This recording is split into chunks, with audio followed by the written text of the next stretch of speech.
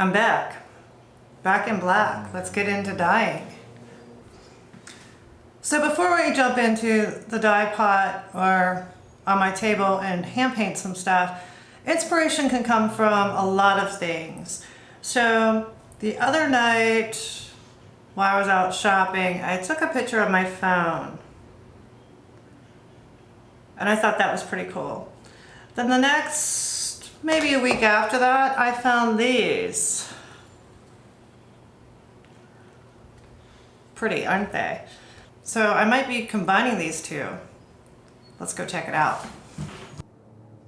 All right, let's test this new rig out up from the ceiling. So super excited. I think I got it right. But if not, I'll know when I go to edit this video. So I'm gonna get started first, and I'm only using 3 colors. I have all my hanks or skeins, whatever you want to call them, lined up. All the start and ends are to the left. So let's get started. Again, I'm only using 3 colors. Why? Because you can get some pretty cool effects with just 3 colors.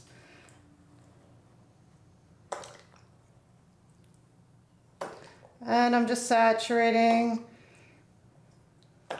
my start here.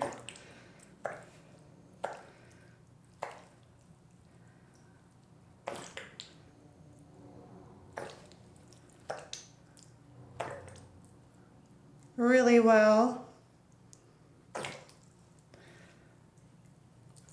And we'll see if I need to go make some more, but we're gonna mess around with it a little bit.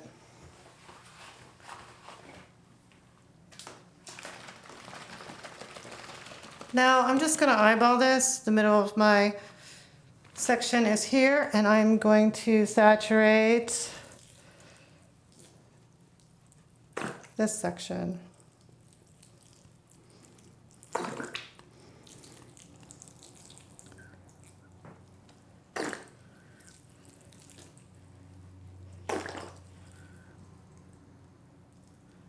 That's why I use an indoor-outdoor table that is stain resistant, and also I protect my surface. Can you tell the dye is already starting to run on the left? And if you've been following along, I keep telling everyone you can't stop the dye when dyeing. So now if you guessed it, I'm working with primary colors. Primary colors are complementary colors, so they work well together.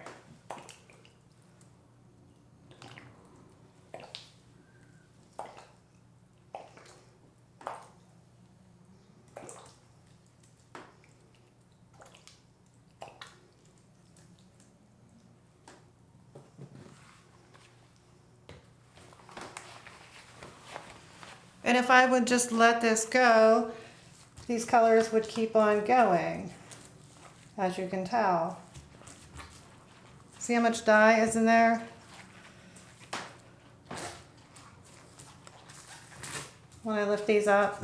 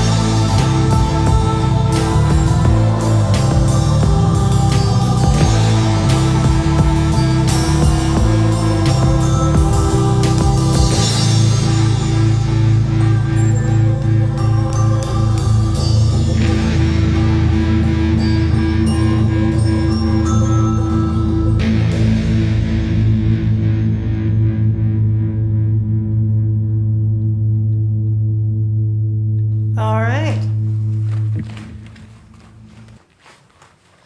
3 colors, making in-between colors and some variations.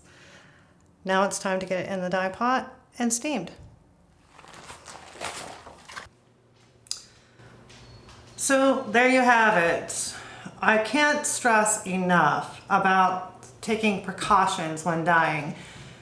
No matter if you're using an acid professional based dye or a natural based dye, some natural based dyes are actually toxic and poisonous as well, but are natural. So you have to take every precaution that you can to ensure that you're not breathing in any toxic combination.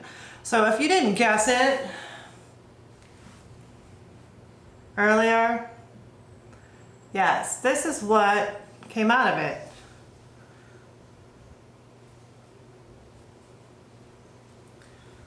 So one end was blue, one end started off really dark and just melded together to create some cool in-between colors. There's a little bit of green, which is awesome. There's one green flower in this bouquet that I have. See, one green flower. So now that you saw how I dyed this up, stay tuned because I'm still knitting the sweater. However, I might be doing something with this so I can show you how, by dyeing this way, what the colors are going to look like when it's worked up. So I hope you enjoyed this. Please, as always, like, subscribe, and hit the bell to be notified for when I post a new video. I'll see you in the next one. Bye. Did you see what I snuck on the shelf?